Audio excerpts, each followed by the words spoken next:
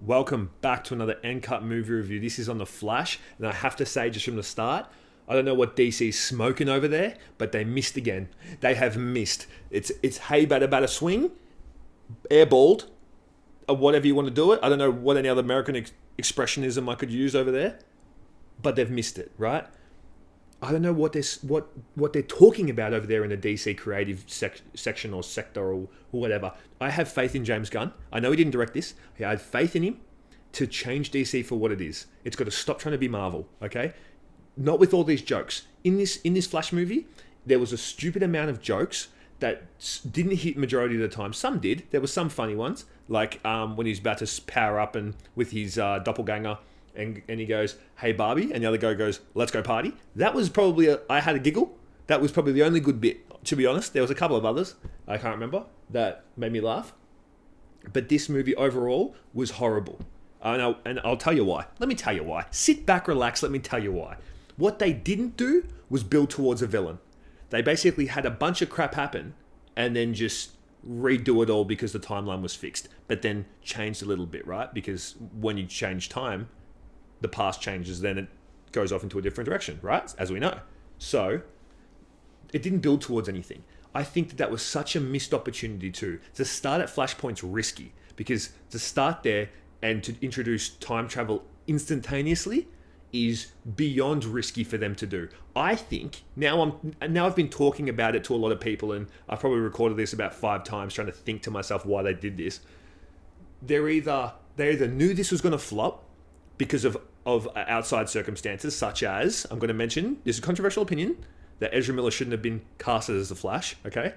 I think that they well know that everyone didn't want him there, and they just had to keep him in there because it was going to be too much to reshoot, and that budget was going to be to 800 million, not 400 million like it was.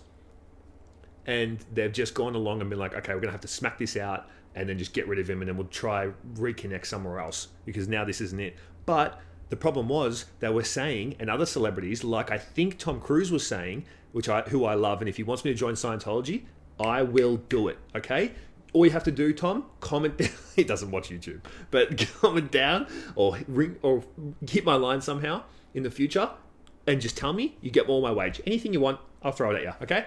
I love you. You're my idol, and you're a goddamn good actor. And you probably live life. The only guy who's probably lived life and who can time travel would be Tom Cruise, right? He's got the secrets to the universe, that guy, okay? We all know this. So getting back to the point of the movie, which I completely have now forgotten, getting back to the point of the movie is James Gunn can take this into a very good direction. I know he commented, such as Tom Cruise, by saying it was going to change the superhero genre forever, and it's going to change all of this, and DC's now going to go into a better structure, and it can do anything now, right? I can't believe that all that baloney was thrown in my face, and I half believed it. I was like, oh, okay, well, I didn't think this movie was ever going to change the whole perspective of superhero for me, and it didn't. And they lied to me, and Hollywood's done that again, okay? Stop lying to me, and stop trying to think that this movie was going to hit. They knew for a fact it wasn't going to. I could tell that they knew, okay? They're not that stupid. Unless they're in their own world and do not listen to any type of public opinion, and they listen to the echo chambers, and then this is why this movie is the way it is. There was only a handful of good things in that movie, which I'll start with the small and go to the big. The smallest bit was there was about 3 or 4 jokes that hit. The rest can get the hell out of there. Don't make Barry an idiot. Stop doing that. The suits, I loved all the suits. I think that, I actually, come to think of it, I don't hate as much as other people the super speed when you're looking at Barry when he's in super speed. I don't mind that aspect of him running like that in slow-mo, but there is obviously a much better way to do it. Look at Marvel. Look what they did. Look at what they did.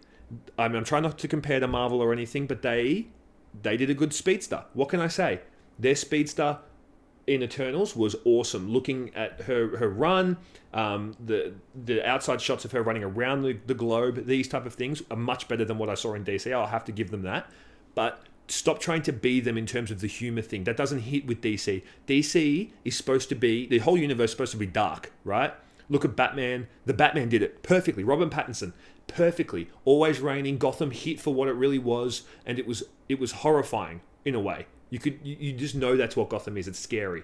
And DC's supposed to be like that. I know Superman is the beacon of hope and all these things, and the Flash is supposed to, like Star City's supposed to be a lot lighter and stuff, but it's still kind of dreadful because there's people trying to destroy the place all the time.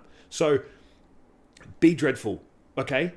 Just embody it, and you'll do a much better job. That's all I say to do, and it might fix at least 40% of the problems. And then I know that they were talking about that, trying to change the universe, blah, blah, blah. Don't believe it anymore, and I never will. The other good thing with this movie was that Barry's character arc was actually very good. I didn't think it was good up until the end, and they get to the bit where they see him running, himself running into the Speed Force and into the timelines and trying to change them, and then he sees how corrupted he becomes, and he sees how that doesn't fix anything. That was the only good character arc I watched, but that means everything he's done is for nothing. That you introduce Supergirl, with Sasha being the best Supergirl I've ever seen. Keep her in, please, and bring Cavill back for God's sake. And they stuffed it up. Now she's all gone. She might not be in there anymore, right? She might be temporary. Hopefully not, because I don't think I listen to the public, but a lot of the public loved her, and some people like the TV show version, fair enough, because I know she's supposed to be blonde, but it's fair enough take. But I think I love this. I love Sasha, and I loved her as Supergirl, and she's my Supergirl in my eyes. I hope they keep her on, and I hope they bring Cavill back, because two brunettes would dominate that Superman and Kryptonian vibe. I really like that idea. And just change Ezra Miller. Get him out of there. I like the Batmans. I didn't care if it was going to be Affleck, who's the absolute epitome of Bruce Wayne, and then you have, I know Christian Bale doesn't want to do it, and you have like Michael Keaton come back because he was great, and George Clooney made a guest appearance at the end. So I don't know what's going to happen for DC, but they just ruined it. Whatever they did to this movie, they just ruined it. There was no building towards anything. I can't believe they didn't do that. Build towards the Reverse Flash. That's the perfect time. That's the whole point of Flashpoint. That's the whole point.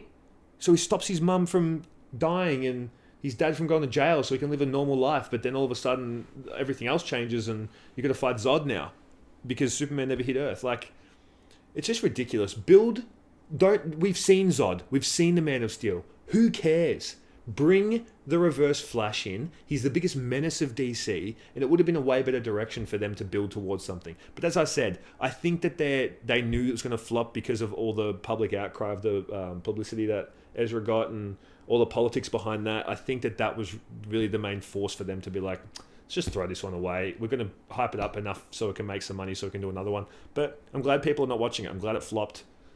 I'm glad. Yeah, it just is $400 million. They should have rebudgeted for $800 million and just hoped for $1 billion. They should have. Would have been a better option for them to go, in my opinion. But whatever. I get it. I know why it flopped, and I know what their position is on it. So here's what it is. So my overall rating for this is a 4.